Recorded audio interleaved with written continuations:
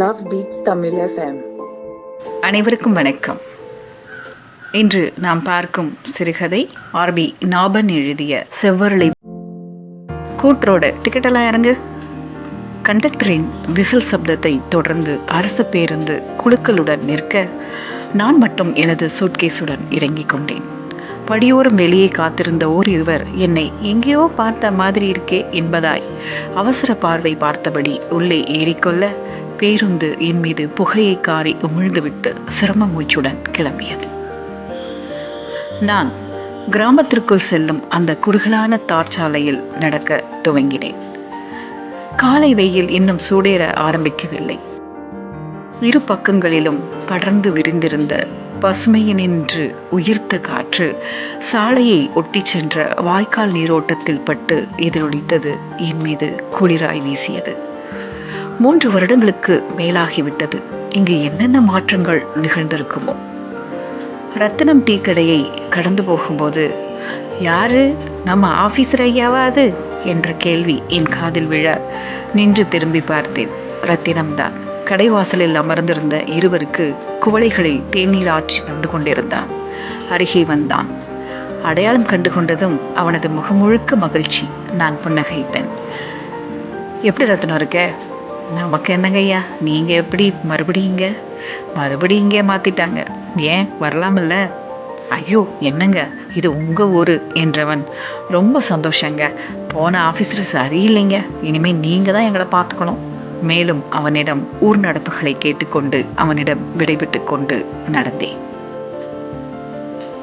வழியில் நாச்சியார் தோட்டம் தென்பட்டது. சூழலில் செவ்வரளி பூக்களின் வாசம் வீரியமாய் நாசிக்குள் புகுந்தது. கூடவே மனதுக்குள் கமலியின் நினைவும் வந்தது.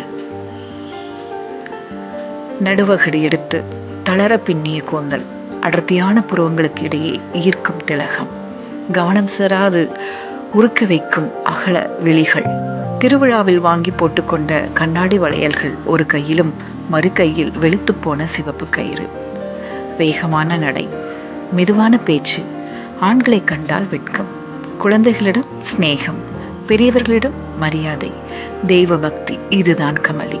சிவன் கோயில் அர்ச்சகரின் ஒரே மகள். கிராம உதவி அதிகாரியாக நான் பணியாற்றிய அலுவலகம் கோயிலில் வளாகத்தினுள்ளேயே அமைந்திருந்தது. தினமும் மாலை வேளைகளில் சுவாமி தரிசனத்திற்கு செல்லும் நானும் அங்கு தினமும் வந்து தனது அர்ச்சகர் தந்தைக்கு உதவி செய்யும் கமலியும் ஏதோ ஒரு சந்தர்ப்பத்தில் பேசி பழக துவங்கியிருந்தோம். கமலி இயல்பாகவே பயந்த சுபாவம் கொண்டவள். அவளை பார்க்கும் கணங்களில் எல்லாம் அவளை சீண்டி பார்க்க வேண்டும் என்கின்ற உந்துதலே எனக்குள் வரும். கோயில் சன்னதியில் கற்பூர ஆராதனையின் போது விழிகள் மூடி தியானித்து விட்டு திறந்து பார்க்க எதிரே நின்று அவள் என்னையே பார்த்திருந்து விட்டு நான் புன்னகைத்ததும் வெட்கப்பட்டு நகர்ந்து விடுவாள். விபூதி பிரசாதத்தை அவள் நீட்டுகையில் அவளது உள்ளங்கையை கிள்ளி எடுக்க மற்றவர்களுக்கு தெரியாமல் அவள் உடல் நெளிந்து உயர்த்து பரிதவிப்புடன் பார்ப்பாள். பிறகு யாருமில்லாத நேரமாக என்னிடம் தனியே வந்து, இனிமே அப்படியெல்லாம் பண்ணாதீங்க என எச்சரிப்பதாய் ஏதோ சொல்ல ஏறெடுத்து நேருக்கு நேராய் என்னை பார்க்க இயலாமல் மீண்டும் வெட்கித்து ஓடிவிடுவாள். மறக்க முடியாத அந்த நாளின் மாலை பொழுது நான் அலுவலகத்தை பூட்டிக் கொண்டு கிளம்ப எத்தனித்த வேளையில் என்னை தேடி வந்திருந்தவள் தயங்கி நின்றாள். கையில் காலியான பூக்குடை. எனக்காக ஒரு உதவி செய்வேளா? என்ன கமலி?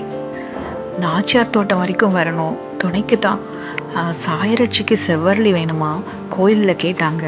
அது அப்பாவோட வேலை, ஆனால் அவருக்கு உடம்பு சுகமில்லை இன்னைக்கு. அவள் நிமிராமலேயே பேச நான் அவளையே பார்த்து கொண்டிருந்தேன். சற்றே நிமிர்ந்து அவள், விருப்பம் இல்லைன்னா வேணாம், வா. எனது அலுவலகத்தினை தாண்டி இருந்த தோட்டம் நோக்கி மரங்கள் அடர்ந்த பகுதி வழியே நடந்தோம். இருள் வேகமாக கவிய துவங்க பூச்சிகளின் ரீங்காரம் துவங்கியிருந்தது. எனக்கு அருகே நடந்தவளது கைகளை நான் லேசாக ஸ்பர்சித்து நடக்க அவள் தோள்களை குலுக்கிக் கொண்டு கூச்சத்தில் சிலர்த்து கொண்டு தள்ளி நடந்தாள்.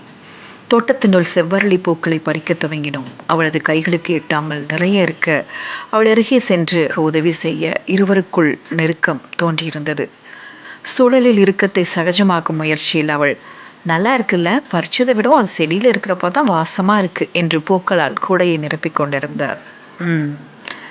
ஏதோ கோவம் இல்லையே மேலே. ஏன்? இப்போவும் எதனா பேசின்னு இருக்கிறாள், இப்போ அமைதியாக இருக்கேல. அது நிறைய பேச தோணுது.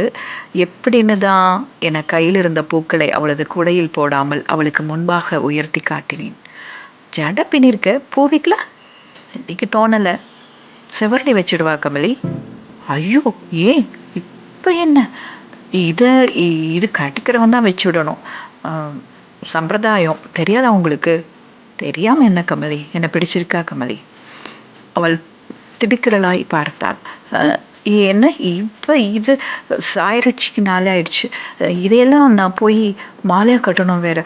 நான் அவளது வார்த்தைகள் துண்டாக காரணம். நான் அவளது ஒரு கையில் மணிக்கட்டை பற்றி இருந்தேன். அவள் நடுக்கமாய் வேறு பக்கமாய் திரும்பிக் கொண்டாள்.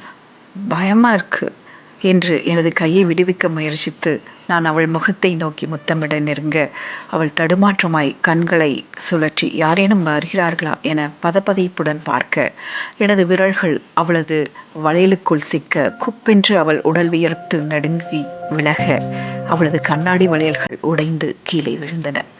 நான் பதறி அவளது கைகள் காயமுண்டாகிவிட்டதா என விலகி நின்று பார்க்க, அவள் திரும்பி கொண்டு நடப்பதாய் தயாரானாள்.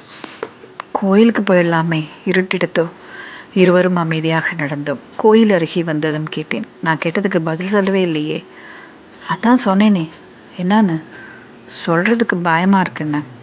இது ஒரு பதிலா? அப்பா கிட்ட கேளுங்கோ. உனக்கு என்னை பிடிச்சிருக்கான்னு தெரியாமல் அவர்கிட்ட நான் எப்படி கேட்க?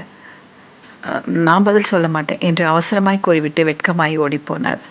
அவளது தந்தை விஷயத்தை கேட்டுவிட்டு திகைத்து போனார். நான் உங்கள் மேலே நிறைய மதிப்பு வச்சுருக்கேன் தம்பி. உங்களுக்கு நாங்கள் சரியாக இருக்க மாட்டோம். தயவு செஞ்சு விட்டுடுங்க, வேணாம். நான் பேச முற்பட கையெடுத்து கும்பிட்டார். எங்களுக்கு வேறு போக்கிடம் கிடையாது. பேரு கேட்டால் ஊரில் இருக்க முடியாது. சாகிறது தான் ஒரே வழி. நான் சொல்கிறத கொஞ்சம் உங்கள் காலில் வேணால் விழட்டுமா? அதன் பிறகு கமலியை என்னால் பார்க்க முடியவில்லை. அதற்கு அடுத்த வாரமே பணியிடை மாற்றம் வாங்கி கொண்டு வேறு ஊருக்கு சென்றேன். அலுவலகம் இன்னமும் அதே இடத்தில் தான் இருந்தது. நான் தங்கப்போகும் அறையை சுத்தப்படுத்தி விட்டு சென்ற உதவியாளனிடம் கமலியை பற்றி ஏதேனும் விசாரிக்கலாமா என தயங்கி பிறகு விட்டுவிட்டேன். வேண்டாம், இந்த நேரம் திருமணமாகி கணவன் குழந்தை என்று எங்கோ ஒரு ஊரில் வேறொரு வாழ்க்கை வாழ்ந்து கொண்டிருப்பாள் என்று என்னை தடுமாறிய மனதை ஆற்றுப்படுத்த கோயிலுக்கு கிளம்பினேன். ஊரில் அத்தனையொன்றும் மாற்றங்கள் நிகழ்ந்து விடவில்லை. ஏற்கனவே பழக்கமான சிலர் குசலம் விசாரிக்க ஆங்காங்கே நின்று பதில் சொல்லிவிட்டு கோயிலுக்குள் வந்தேன். சாமியை கும்பிட்டுவிட்டு பிரகாரம் சுற்ற வேறொரு சன்னதிக்குள்ளிருந்து வெளிப்பட்ட கமலியை கண்டு அதிர்ந்து போனேன். கமலி! மனமலர உதடுகள் துடித்தன, கண்கள் சட்டென கலங்கின. காரணம் அவளது விதவை கோலம்.